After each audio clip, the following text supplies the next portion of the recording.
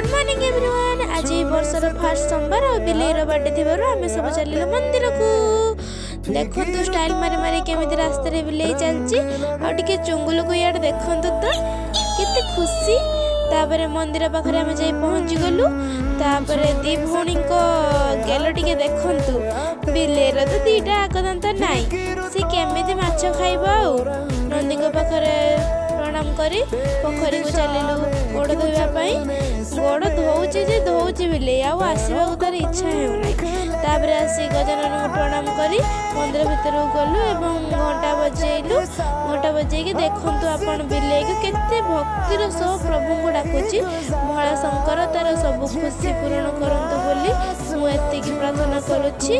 तापर आमे पानी दे सारी बिले आ मु चलिलु पेड़ा कप परिक्रमा पई। देखंतु बिले तार चलची पूरा आगर माड़ी चलीची। तापर मझिरे मझिरे पछको नै दउची अछि कि नाही। तापर आमे गलु से पूरा भक्ति अति भक्ति चोर लक्षण से गला।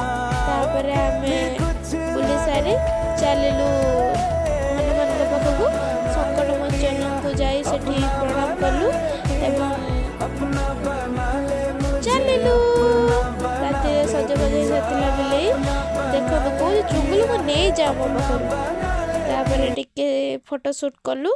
तापर से केक कटिंग कला। तापर खाई पी की घर को आसिलु।